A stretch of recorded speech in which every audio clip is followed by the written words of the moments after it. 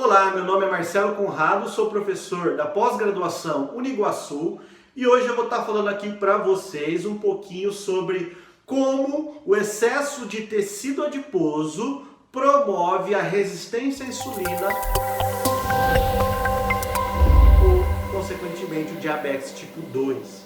A gente sabe que a obesidade, ela é um fator de risco para o diabetes tipo 2. E todo esse conteúdo que eu estarei falando para vocês, você encontra no meu módulo sobre síndrome metabólica e exercício físico.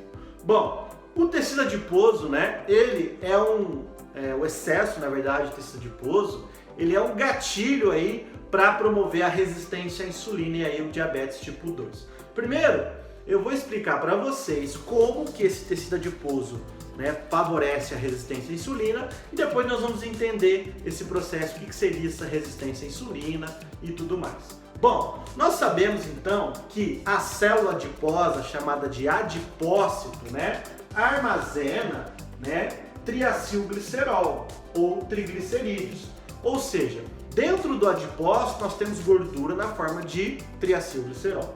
O que acontece quando uma pessoa vai aumentando o tecido adiposo ou vai ganhando massa gorda? Esse adipócito ele sofre hipertrofia, ou seja, nós teremos um aumento de estoque de triacilglicerol e isso faz o adipócito ficar maior. Essa hipertrofia, pessoal, pode gerar uma condição de disfunção aqui na célula adiposa. Como que isso acontece, Nós vamos ver aqui que a hipertrofia do adipócito é um gatilho para se instalar um quadro de inflamação, inflamação sistêmica, e essa inflamação pode gerar aí a famosa resistência à insulina, que seria não deixar a insulina fazer o papel dela de captar glicose do sangue para as células. Mas vamos lá, o adipócito então, ele hipertrofiado, ele vai gerar inflamação. Mas o que seria essa inflamação, Nada mais é do que o aumento de proteínas inflamatórias. E quais são essas proteínas inflamatórias?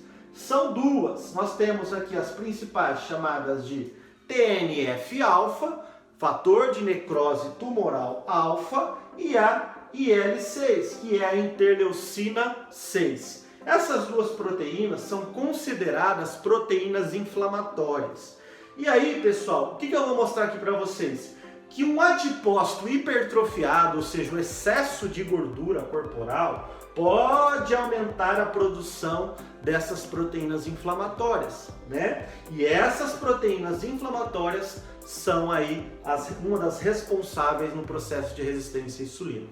Como que funciona esse processo? Aqui no adipócito, no nosso tecido adiposo, ele é vascularizado, ou seja, existem vasos sanguíneos que levam sangue até essa célula adiposa, Bom, quando a célula hipertrofia, ou seja, quando ela aumenta de tamanho, nós teremos uma obstrução nesses vasos sanguíneos, Então, pessoal, o vaso sanguíneo, o que ele leva para a célula? Oxigênio, E aí o que vai acontecer? Quando nós teremos essa hipertrofia do adipócito, essa hipertrofia começa a obstruir vasos sanguíneos e com a obstrução de vasos sanguíneos, o que vai acontecer? Diminui a oferta de oxigênio para a célula, ou seja, a hipertrofia do adipócito pode obstruir os vasos, isso gera uma compressão mecânica nos vasos, e isso pode gerar como consequência uma menor chegada de oxigênio aqui na célula adiposa. Com menos oxigênio, o que vai acontecer? Existe a ativação de uma proteína chamada de RIF, certo? Então nós temos aqui o RIF1-alfa. É chamado de fator indutor de hipóxia 1-alfa. Ou seja, quando caem os níveis de oxigênio no adipócito, ocorre a ativação do RIF1-alfa. A pergunta é, qual é a relação do RIF1-alfa com a inflamação? Bom, pessoal, vamos pegar aqui agora um adipócito hipertrofiado que está cheio, de HIF-1-alfa, ou seja, existe uma grande ativação de HIF-1-alfa.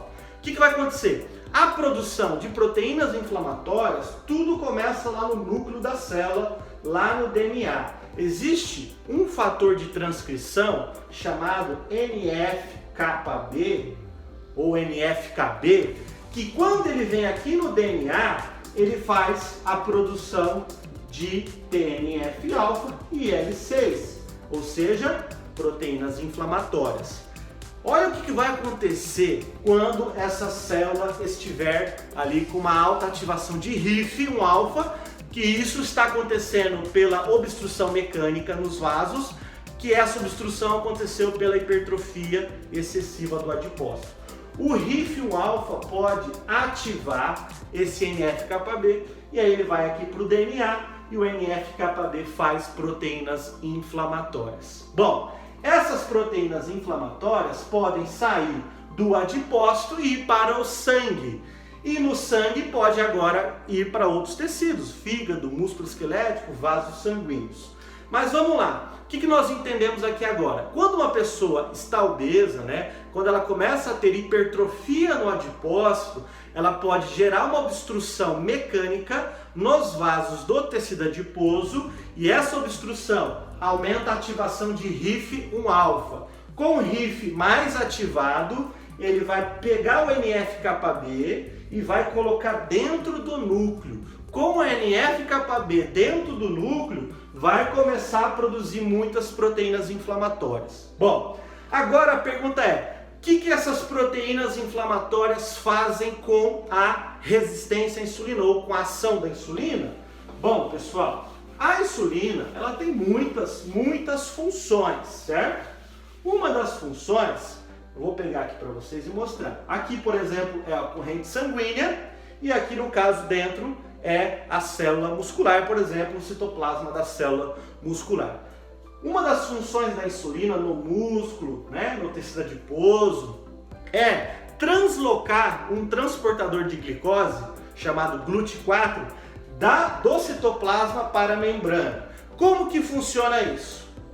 A insulina está aqui na corrente sanguínea, vai ser liberada após as refeições, ela vai ligar no receptor IR, e aí eu vou resumir aqui o caminho, vai ativar uma proteína chamada AKT, e a AKT pega o GLUT4, ativa o GLUT4 sobe na membrana e aí a glicose entra.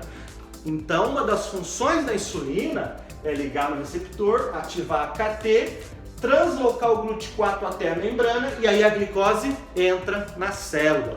Bom, o que acontece quando se tem resistência à insulina ou diabetes tipo 2? A insulina liga no receptor, mas o GLUT4 não sobe até a membrana, ou seja, resistência à insulina significa o quê? Que a insulina tem presença de insulina, mas ela não consegue agir. Bom, qual que é agora a relação inflamação e resistência à insulina? A proteína TNF-alfa, ela é uma proteína sinalizadora, ou seja, ela também tem um receptor aqui na célula muscular, por exemplo, e ela pode ativar uma segunda proteína aqui intracelular chamada de JNK. O que essa JNK faz?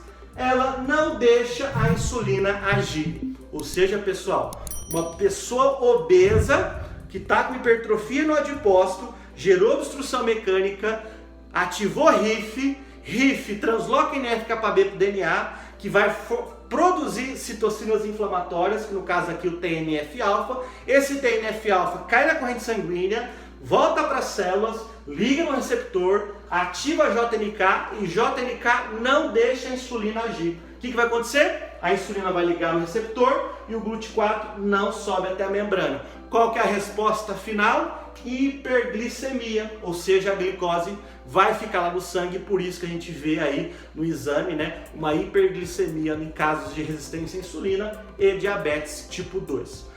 Pessoal, se você gostou desse vídeo, marque um amigo aqui embaixo e não se esqueça de deixar um comentário, ok? Um abraço e até a próxima!